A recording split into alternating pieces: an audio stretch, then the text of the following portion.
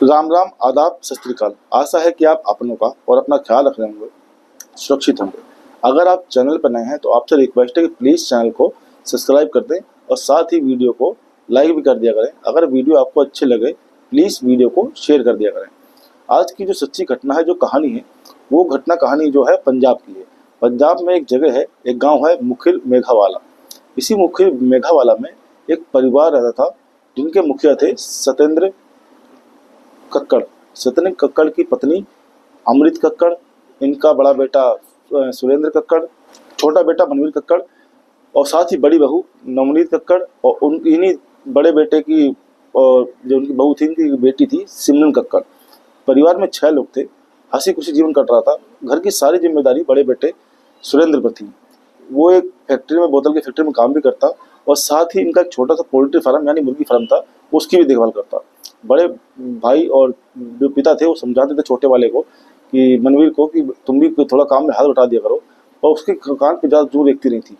पर ठीक था, भाई या पिता जो थे वो ज़्यादा प्रेशर को डालते नहीं थे और कहते ठीक है, समय के साथ साथ इसकी भी समझ में आ जाएगा तो काम धंधे में दिमाग लगेगा।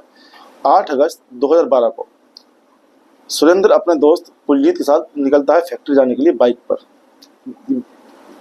फैक्ट्री पहुंच जाते हैं, काम करते हैं पूरा दिन।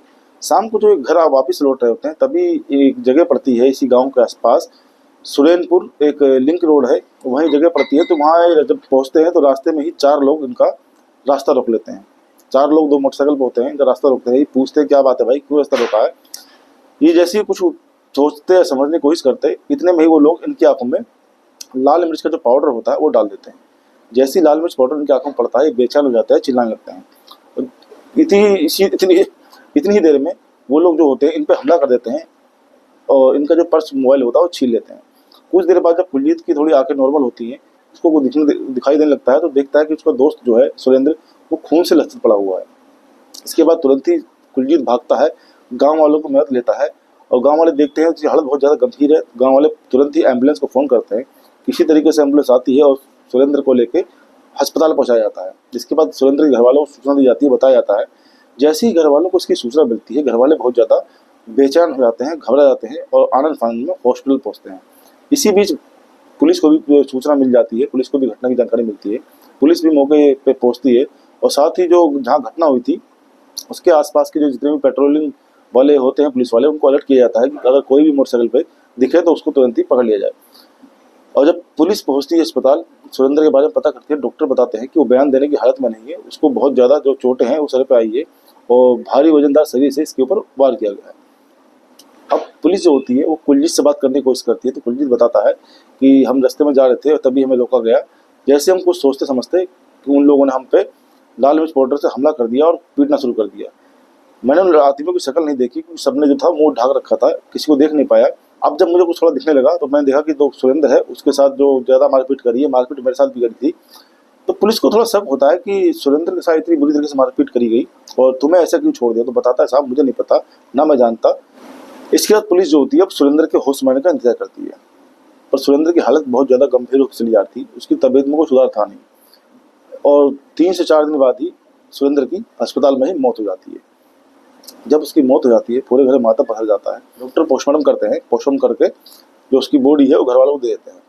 घर वाले भी अंतिम संस्कार कर लेते हैं। अब इसके बाद पुलिस जो होती है वो अपनी कार्रवाई को तेज करती है। अब जो मामला अब तक सिर्फ लूटपाट का था, अब वो मामला 302 का कत्ल का हो जाता है कि लूटपाट के साथ साथ कत्ल किया जाए। पर पुलिस को एक चीज़ बहुत ही बुरी तरीके से पसंद कर रही थी कि अगर उनको सिर्फ एक पर्स और मोबाइल लूटना था तो इतनी बुरी तरीके से और एक ही बंदे को क्यों मारा। अगर किसी के साथ लूटपाट करनी थी तो चाहते तो एक आध सरिया मार के छोड़ सकते थे, लूटपाट करके भाग जाते, और जब मारते दोनों को मारते, पर एक को ही क्यों मारा। तो पुलिस को थोड़ा शक होता है कि हो ना हो कि ये जो लूट है ये शरीर दिखाने के लिए हुई है, ये सुरेंद्र का या कत्ल करने के लिए ही ये साजिश को रचा गया है। पुलिस थोड़ा और अब गंभीर होती है और कुलजीत से सख्ती से पूछताछ करती है, पर कुछ सामने नहीं आता। तो पुलिस को एक एंगल सामने और आता है कि शायद घर में जो नवनीत है और ये मनवीर है कि इनमें कोई रिलेशन ना हो। पूछा जाता है तो इस पर घर वाले भड़क जाते हैं, कैसी बात कर रहे हो, हमारी बहू तो बहुत अच्छी है और आप मुजरिम को ना ढूंढ के घर में ही शक कर रहे हैं। पुलिस भी सोचती है कि हो सकता है कि बाहर का कोई आदमी हो, कोई पहले कोई चक्कर हो या कुछ लफड़ा हो। पुलिस अब हर एंगल से इस मामले की जांच करती है। अब पुलिस जो उनके मोबाइल होते हैं इन मोबाइलों को जो IMEI नंबर होता है उनको ट्रैकिंग पे लगा देती है। 2 महीने 6 महीने बीत जाते हैं और जो फ़ोन होते हैं वो स्विच ऑफ भी मिलते हैं।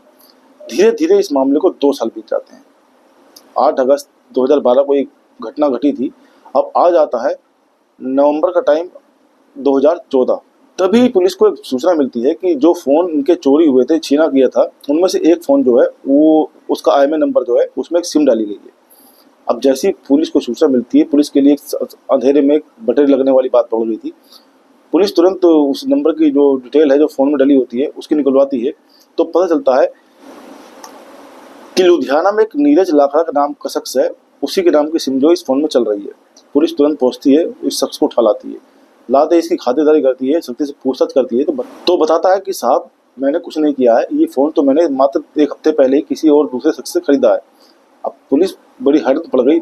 लगता है पुलिस को लगता है कि शायद हो सकता है कि झूठ बोल रहा हो, पर पुलिस जब सख्ती से और पूछताछ करती है और वो इसी बात को दोहराता रहता है। पुलिस उससे पूछती है, ठीक है बताओ तुमने फ़ोन किससे लिया? तो ये शख्स बताता है कि मैंने जो फ़ोन है जगजीत से लिया है। अब जैसे जगजीत का नाम आता है तो पुलिस पूछती है कौन है, तो बताता है कि वो एक मिस्त्री है गाड़ियों का, उससे मैंने फ़ोन खरीदा था। अब पुलिस तुरंत पहुंचती है बताई हुई जगह पे, तो जगजीत को वहाँ से गिरफ्तार कर लेती है और जब जगजीत को गिरफ्तार करके थाने लाती है फिर उसकी भी बढ़िया खातिरदारी करती है पुलिस। तो अब जब जगजीत की पुलिस खातिरदारी करती है तो जगजीत एक कहानी बताता है कि साहब 2 साल पहले एक लड़के से एक शख्स के साथ हमने मारपीट करी थी और उसी 2 मोबाइल 2 छीले थे, उन्हीं 2 मोबाइलों में से एक मोबाइल है। पुलिस इसके बाद उसको थोड़ा और सख्ती से पूछताछ करती है, कहती है कि तुमने ये बताओ उसका मर्डर क्यों किया?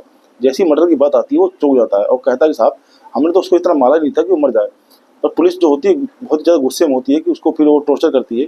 इसके बाद वो 2 नाम और बताता है, जिसमें से एक का नाम होता है सुमित शेख और रंजीत। अब पुलिस इन दोनों को बैठा लाती है और अब इनके साथ भी सख्ती से पूछताछ करती है। तो ये दोनों तीनों मिलकर एक बात बताते हैं कि साहब वहाँ एक चौथा आदमी था, उस चौथे आदमी को हम जानते नहीं है, हो सकता है कि उसी ने उसके साथ ज़्यादा मारपीट कर दी हो, क्योंकि हमने ज़्यादा नहीं मारा था, उसी शख्स ने ही उसके सर पे वार किया था। अब पुलिस को लगता है कि शायद हो सकता है भटका रहे हैं, पुलिस नाम पूछती है तो कहते हैं साहब हमको नाम नहीं पता है। अब पुलिस कहती है कि तुम्हें नाम नहीं पता, तुम किसी के साथ किसी को मारने चले गए। इससे पुलिस थोड़ा और सख्ती दिखाती है, तो बताते हैं साहब हमको तो किसी और ने बोला था, हम तो अपने दोस्त के कहने पर गए थे।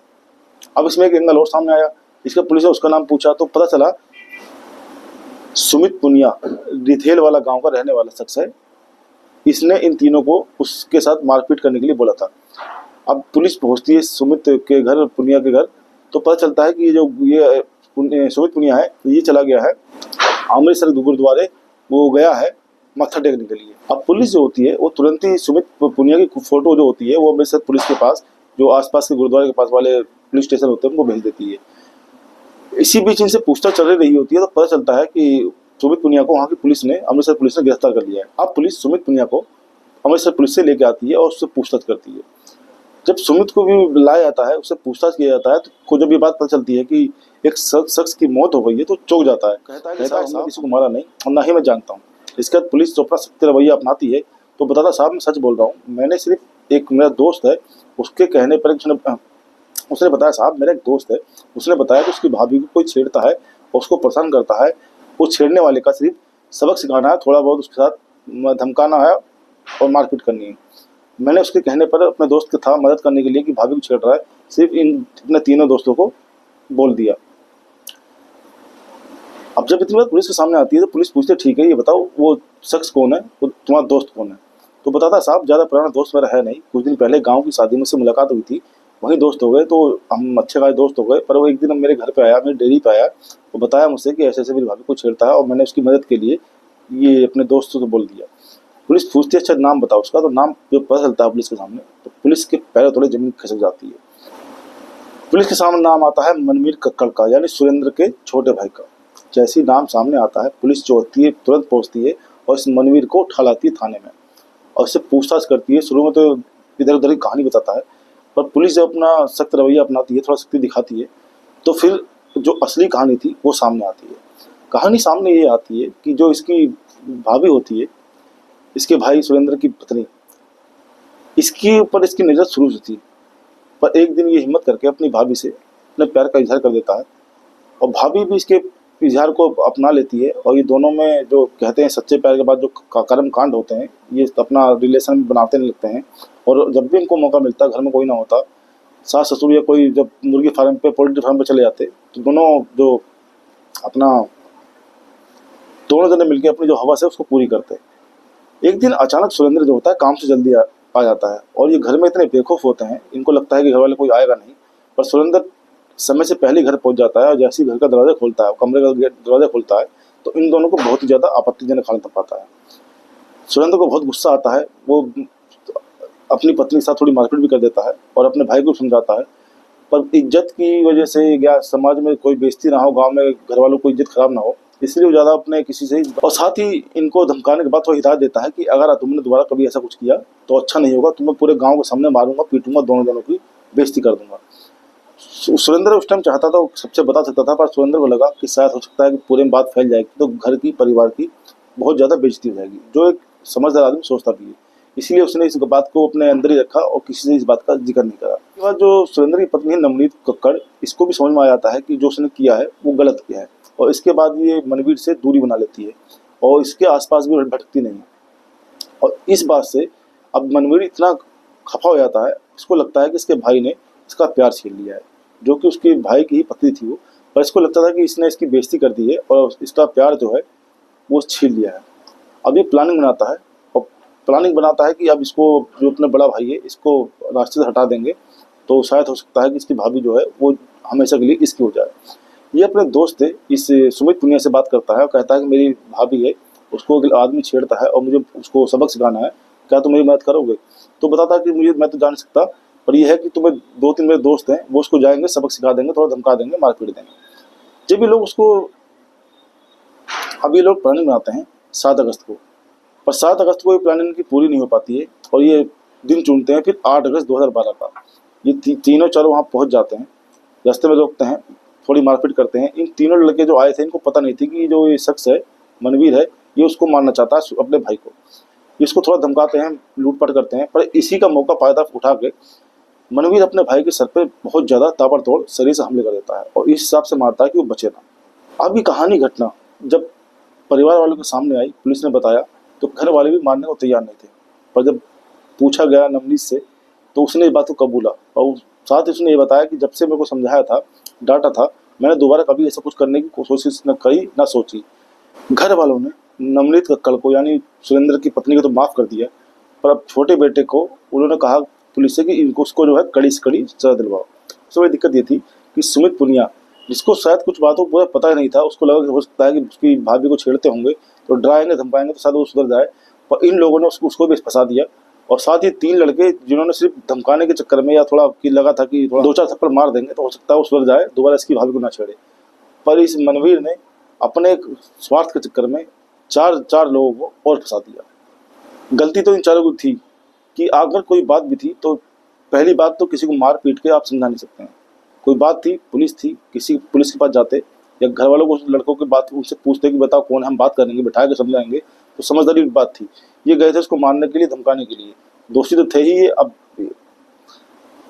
दोषी तो ये थे ही, पर अब पुलिस ने जो है इन चारों पे ही मर्डर केस लगा दिया। सिर्फ सुमित पुनिया था, उसको पूरी जानकारी नहीं थी, ना वो मौके वारदात में था, और उसको भी जेल भेज दिया गया क्योंकि उसमें भी साजिश में एक तरीके से शामिल था। इसके बाद पुलिस ने इन चारों को सुरेंद्र के कत्ल के तहत, जो कि इन्होंने साजिश रच के मारा था, कई धाराओं में केस दर्ज करके इनको जेल भेज दिया।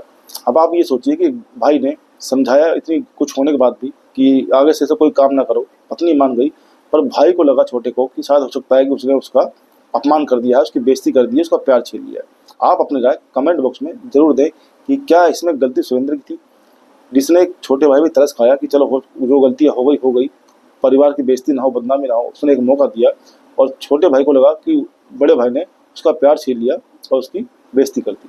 आपने राय कमेंट बॉक्स में जरूर दें। अपनों का ख्याल रखें, अपना ख्याल रखें, सुरक्षित रहें।